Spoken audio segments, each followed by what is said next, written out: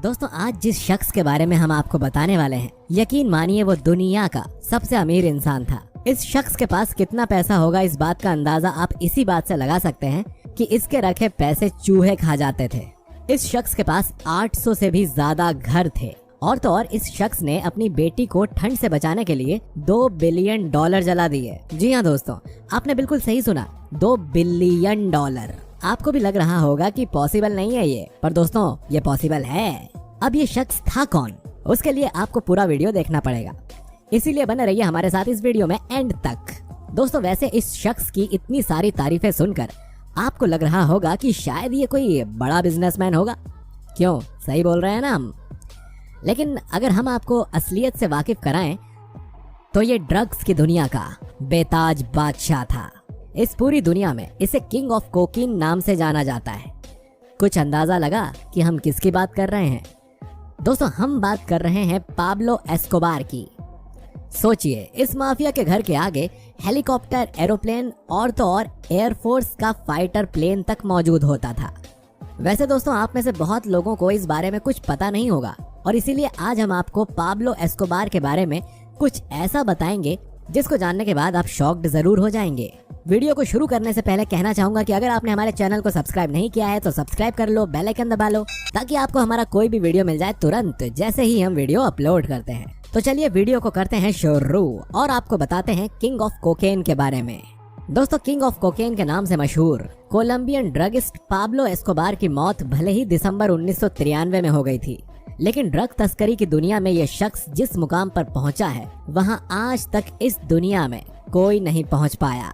अपनी छोटी सी जिंदगी में इसने इतने पैसे कमाए जिसका कोई हिसाब नहीं था।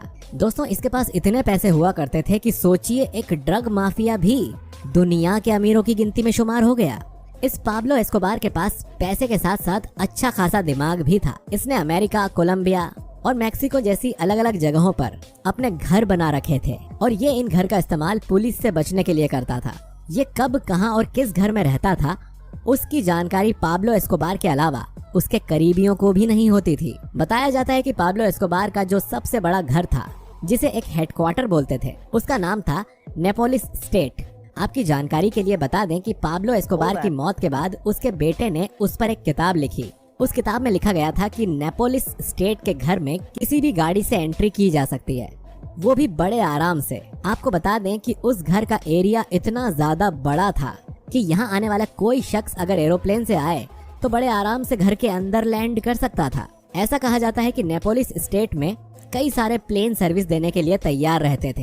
पाब्लो ने हेलीकॉप्टर को उतारने के लिए बकायदा 2 हेलीपैड बनवाए थे। दोस्तों आपको जानकर झटका लगेगा कि नेपोलिस स्टेट में 1-2 नहीं बल्कि 27 झीलें मौजूद थीं। जी हाँ दोस्तों, 27 झीलें। नेपोलिस स्टेट में करीब करीब 10 घर बनाए गए थे, और इन 10 घरों में 17 सर्वेंट्स को काम करने के लिए रखा गया था। नेपोलिस स्टेट में पार्क के साथ साथ एग्जीक्यूटिव जू भी बनवाया गया था। नॉर्मली क्या होता है कि लोग अपने घर में कुत्ता बिल्ली पालते हैं, लेकिन पाब्लो ने घर में हिप्पोपोटामस तक पाल रखा था। इतना ही नहीं दोस्तों, कैरिबियन द्वीप पर उसने जो मकान बनाया था वो अपने आप में किसी किले से कम नहीं था। इसमें बड़ा सा स्विमिंग पूल था, हेलीकॉप्टर लैंडिंग पैड था, और तो और खिड़कियां बुलेट प्रूफ थीं।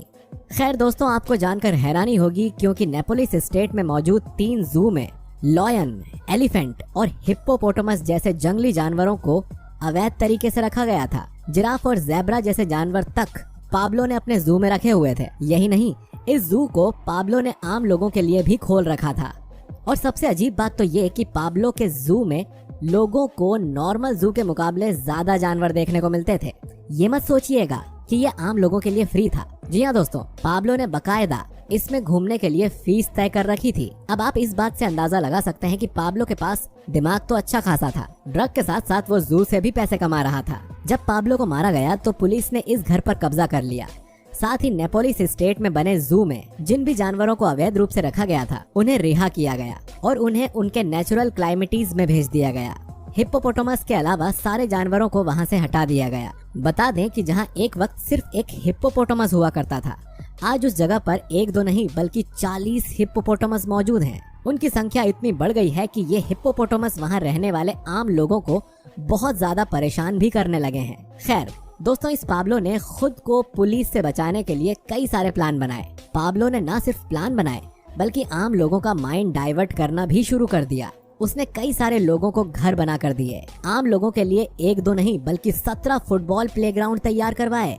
अब इससे हुआ ये कि आम लोगों के बीच में पाब्लो मसीहा बनता चला गया। लोग पाब्लो को पसंद करने लगे और करें भी क्यों ना, वो आम लोगों की प्रॉब्लम को समझ रहा था। लोगों पर पाब्लो का जादू कुछ इस तरह चला कि लोग उसको रॉबिन हुड की तरह देखने लगे। पर यहाँ पर सच्चाई कुछ और ही थी। दरअसल पाब्लो ये सब कुछ आम लोगों के लिए नहीं बल्कि खुद के लिए कर रहा था, क्योंकि लोगों की मदद करके वो अपने आप को सरकार से बचाने की कोशिश कर रहा था। दोस्तों ये एक ऐसा ड्रगिस्ट था जो खुद को बचाने के लिए फाइटर प्लेन रखता था। आप इसकी ताकत का अंदाजा इसी बात से लगा सकते हैं कि यह खुद को सेफ रखने के लिए अपने घर के पास हमेशा से एक एयरफोर्स का फाइटर जेट रखता था। ये जेट हमेशा उड़ान भरने के लिए तैयार रहता था। अब फाइटर जेट की बात सुनने के बाद आपके दिमाग में ये बात आ रही होगी कि आखिर पाब्लो ने खुद के लिए कैसे ये फाइटर प्लेन मंगवाया होगा। वैसे बात तो सोचने वाली है दोस्तों, पर इस बात से आप उसकी ताकत का अंदाजा सीधे तौर पर लगा सकते हैं। खैर पाब्लो के पास फाइटर प्लेन के अलावा बहुत सारी कार्स भी थी।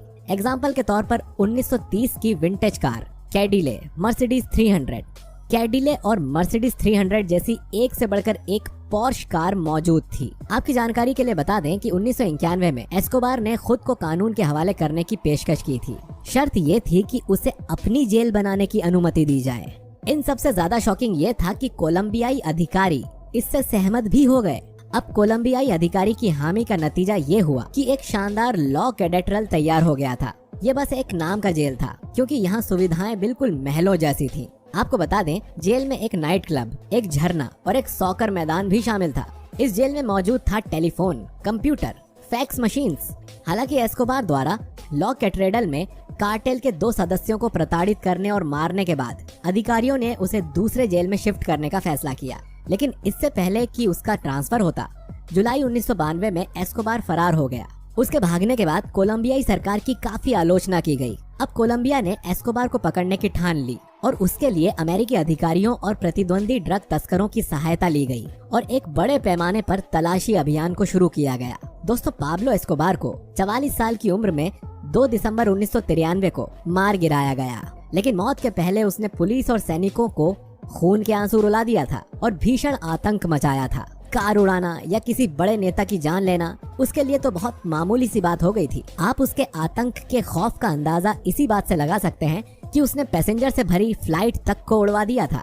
आपकी जानकारी के लिए बता दें कि उसका सपना था कि वो कोलंबिया का राष्ट्रपति बने। कुछ साल पहले अमेरिका के ड्रग इन्फोर्समेंट एडमिनिस्ट्रेशन के एजेंट रहे स्टीव मर्फी ने एक इंटरव्यू में कहा कि पाब्लो के पास दुनिया भर का पैसा था। दूसरे तस्कर भी उसे पैसे देते थे। इतना ही नहीं, पाब्लो को मारने के लिए दुश्मनों ने 16 अरब रुपए खर्च कर दिए थे। दोस्तों 1993 में जब पाब्लो मारा गया और पुलिस ने उसकी संपत्ति का आकलन किया तो ये बात पता चली कि उसके पास $30 बिलियन यानी करीब 2.19 लाख करोड़ रुपए, जो आज के हिसाब से करीब 4.31 लाख करोड़ रुपए बनता है। आपको पता है पाब्लो के पास इतना पैसा था कि वो किसी भी देश की सरकार चला सकता था। उसके पास महंगी गाड़ियां, घड़ियां, मकान, पार्क, यहाँ तक कि अपना खुद का द्वीप भी था जिसे वो किले की तरह सुरक्षित रखता था। कई लोग बताते हैं कि इसके पास इतना पैसा था कि उसे चूहे कुतर देते थे और कई बार तो रुपयों की गड्डियों को दीमक चाट जाते थे। यही नहीं दोस्तों, उसे रोलेक्स जैसी महंगी घड़ियों का भी शौक था। यकीन मानिए ये उस जमाने की सबसे महंगी घड़ी हुआ करती थी जिसका शौक लगभग सबको था। खैर पाब्लो की घड़ी इन सब से अलग थी क्योंकि उसकी सोने की इस घड़ी में छोटे छोटे हीरे जड़े थे। इस घड़ी की कीमत करीब 50 लाख रुपए थी। लेकिन दोस्तों इतना पैसा कमाने के बाद भी पाब्लो ने अपनी फैमिली के साथ वो टाइम स्पेंड नहीं किया जो उसे करना चाहिए था। इतना पैसा होने के बावजूद भी उसको कभी शांति नसीब नहीं हुई। हर वक्त पुलिस से भागता रहा और आखिरकार कुत्ते की मौत मारा गया। तो ये थी किंग ऑफ कोकेन की कहानी। और ये कहानी आपको कैसी लगी कमेंट करके जरूर बताइए। उम्मीद करते हैं कि आपको आज का हमारा ये वीडियो जरूर पसंद आया होगा और पसंद आया है तो इसे लाइक, कमेंट, शेयर जरूर करिए। मिलते हैं आपसे अगले वीडियो में। शुक्रिया।